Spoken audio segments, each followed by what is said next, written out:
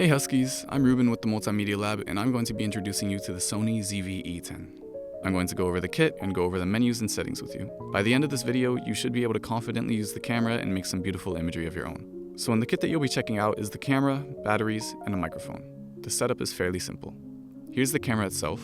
This little fuzzball that's the microphone goes into the hot shoe up here. And here's an extra battery. To replace the battery, you just open up this panel and tug this lever gently, and the previous battery will pop out for you to swap. Charging it's easy, you just plug it in as if it were a phone. Heading to the exposure settings, first you'll want to turn the camera on. Here you'll see the image appear and a lot of icons. For now you can ignore those and press the display button until you find one that's to your liking. I prefer this one. Here, from left to right, is the shutter speed, the aperture, the exposure, and the ISO. A properly exposed image is at 0, although when you understand the camera more and you know what you're shooting for, you can mess around a bit. To change these, we're going to first look in the menu settings for the shooting mode. By switching to what you want to shoot with this button up here, either picture or video, you can then change the shooting mode. For photos, the setting is in the third page of the first section. For video, it's on the first page of the second section.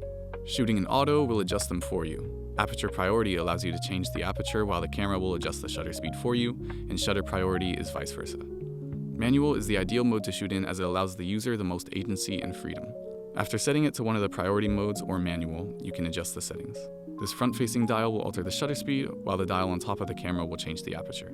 If you want to change the ISO, you simply press the right side of the dial where it says ISO. I recommend that you mess around in manual for a little while to understand the camera more, and then switch to one of the priority modes if you feel that you need a little extra help when shooting. Now we're going to look through the settings a bit more, and I'll explain some of the key ones to you. On the first page, we'll want you to look at the file format. Typically, you'll want to shoot in RAW and JPEG if you plan on editing your photos. If not, shooting in just JPEG is fine.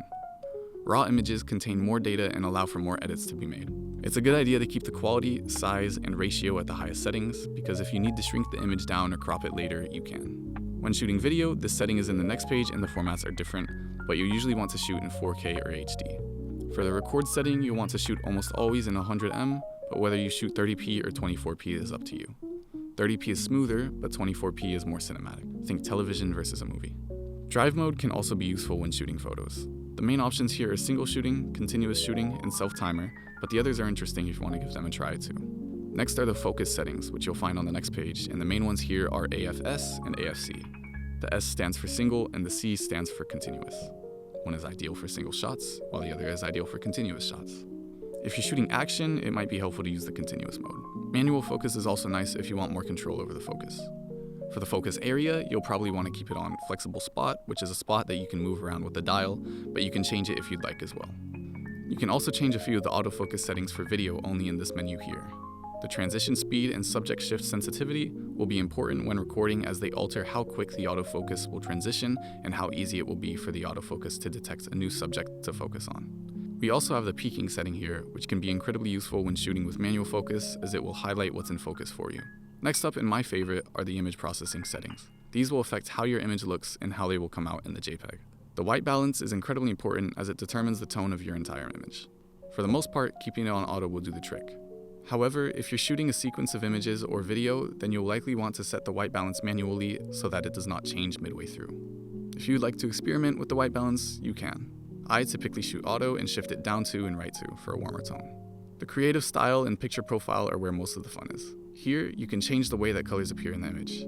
I absolutely encourage you to explore these settings and find one that suits what you'll be working on, as these settings can make it much more enjoyable to work and see the image come out. These are the settings that you'll need to know to shoot with this camera. There are many other settings that are available to the user to customize, but unless you own and plan on using the camera long term, they are not very necessary to alter.